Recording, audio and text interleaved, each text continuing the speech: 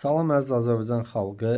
Dünən aldığımız xəbər hər biriniz kimi bizi də xeyli hiddətləndirdi və təbii ki, üzülməklə bərabər qəzəbləndirdi. Söhbət Rusiyada baş verən özbaşınalıqdan, xaosdan, Rusiya hüquq mühafizə orqanlarının quldurluğundan, qatilliyindən gedir. Yəni bunun başqa adı yoxdur. Rusiya illər boyu Azərbaycan xalqımız Rusiyada müxtəlif şəhərlərdə işləyiblər və həmin şəhərlərin inkişafına töhfələrini veriblər və təbii ki, öz ailələrini dolandırmaqla bərabər orada da iqtisadiyyatın inkişafına kifayət qədər töhfələr veriblər. Amma nədəndirsə bilmirəm, Rusiya dövləti Azərbaycan dövlətinə təzyiq eləmək istəyən kimi o dəqiqə Rusiyada yaşayan və Rusiyada işləyən, orada alın tərləri ilə, öz halal zəhmətləri ilə pullarını qazanmaq istəyən insanlarımıza bu və ya digər formada təzyiqlər eləyir, onlara qarşı işgəncələr tətbiq eləyir, onları aşağılayır, onları təhqir eləyir. Bir mənada dövləti şantaj eləməklə məşğuldur. Dünənki hadisəni də mən məhz belə qiymətləndirirəm. Yəni gecə saat 5-də quldurlar kimi, yəni NKVD zamanında babalarının elədiyi kimi, bilirsiniz, Stalinlər, Leninlər, nə bilim, Trotskilər, Brejnevlər, Xruşovlar bunların babalarıdır və bunlar bizim babalarımızı gecələr qara maşınlarla aparıb repressiyalara qurban veriblər, güllələyiblər, qətlə yetiriblər, sürgünə göndəriblər. İndi də hələ o kafadadılar. Hələ də bunlar Rus dövləti olaraq, Rus hökuməti olaraq hələ 21-ci əsrin sivil dövlətlər sırasına qoşulmaq istəmir. Yəni tutaq ki, sən hansısa cinayət işini araşdırırsan və bu cinayət işində hansısa Azərbaycanlı ailələrin, hansısa Azərbaycanlı insanların adları hallanır. Bunları çox mədəni şəkildə polis bölməsinə dəvət edə bilərsən və yaxud da qorxursan ki, qaçarlar, çox mədəni, yəni mədəninin qoydum qırağa. Yəni Rus hara, mədəniyyət hara. Yəni aydan mədəniyyət gözləməyin özü də bir ayıbdır. Lap mədəniyyəti qoydum qırağa. Hüququn tələb elədiyi formada gələrsən, polis əməkdaşları dəvət eləyərsən bölməyə, polis əməkdaşları aparar, orada izahatını alar, lazımsa məhkəmə önünə çıxardar, lazım deyilsə tutaq polis nəzarətinə verər və yaxud ifadəsi alınan buraxılar və yaxud cinayətkardırsa məhkəməyə çıxarırlar və hökm oxunar. Amma insanları, ailələrini gecə saat 5-də insanlar yataqda olarkən, anası, bacısı, yoldaşı, qızı hamısı evdə olarkən bir banditin evinə girirmiş kimi, bir narkobaronun evinə girirmiş kimi baskın eləyib, heç bir izahat vermədən qadınları təhqir eləmək, kişilərə işgəncə vermək və soruşanda ki, nə baş verir, siz kimsiz, daha da şiddət tətbiq eləmək, bu bilirsiniz özbaşınalıqdır, bu xaosdur, bu dövlətlər arası münasibətlərin korlanmasıdır. Bu Rusiya dövlətinin hələ də, yenə deyirəm, hüquqi sivil dövlət anlayışını dərk eləməməyindən irəli gəlir. Yəni bu nə deməkdir? Yəni bir nəfər göstərin ki, Azərbaycanda Rus vətəndaşı deyə və yaxud da Rus dillidir deyə onlara təzyiq olsun, baskı olsun və yaxud da Rusiyadan, Moskvadan gəlib burada yaşayıb işləyib və yaxud da Rusiyanın digər yerlərindən onlara qarşı hər hansı bir sayğısızlıq olsun. Yəni əslində nəinki ruslara qarşı, Azərbaycanda heç bir etnik zəmində, dini zəmində heç kim ayrı seçkilik edilmir. Əgər bilmək istəyirsinizsə, ən çox təzyiq elə Azərbaycanın öz vətəndaşlarına olunur, nəinki digər vətəndaşlara. Yəni digər vətəndaşlar daha imtiyazlıdır.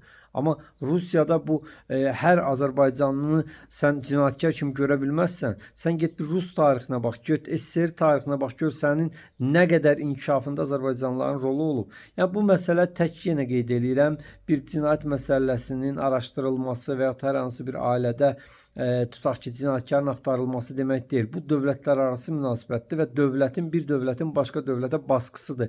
Görün vəhşiliyin dərəcəsinə baxın ki, insanları gəlib tutaq ki, həbs eləməksən, lap tutaq ki, xüsusi əməliyyat tərtib eləmirsən, başa düşdük. Səhərə yaxın basqın eləmirsən, başa düşdük.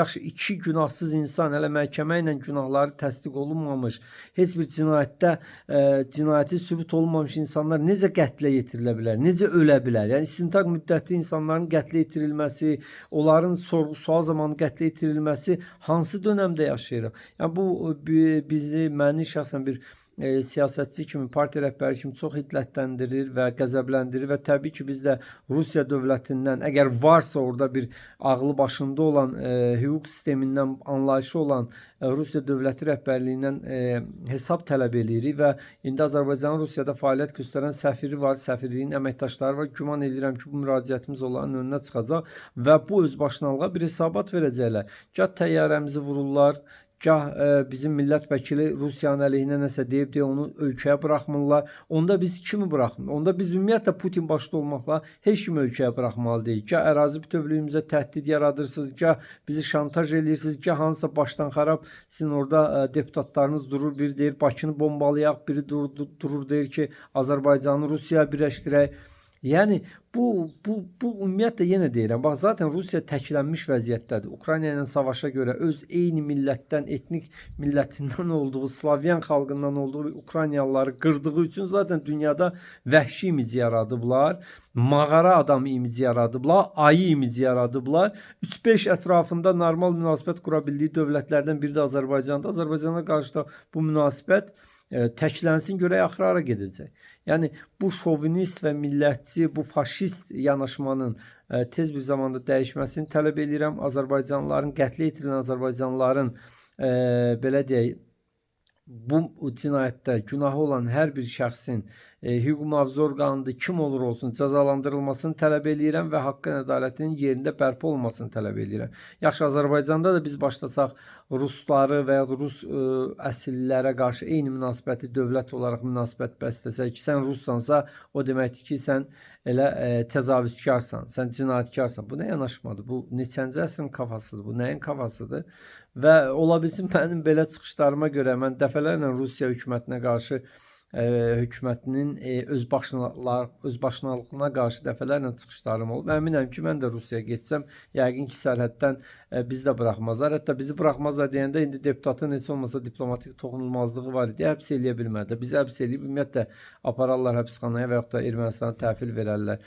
O bizim məşhur bir blogerin həbsi kimi. Yəni, o baxımdan mən Ağ Partiyanın rəhbəri olaraq Rusiya dövlətindən və Rusiya Azərbaycan səfirliyindən baş verən bu qanunsuzluğa və özbaşınalığa qarşı bir hesab tələb eləyirəm və iki dövlət arasındakı münasibətlərin əgər normal şəkildə davam eləməsini istəyirlərsə, bu məsələlərə son qoymalılar və hüquqi bir dövlət olmalıdır. Azərbaycanla da əgər hər hansı bir tutaq ki, məsələni həll eləmək istəyirlərsə müzakirə yolu var. Artıq Azərbaycan təhdid yolundan, şantaj yolundan, hədə qorxu yolundan belə deyək, hizaya gətiriləcək bir dövlət olmadığını da başa düşməlidirlər.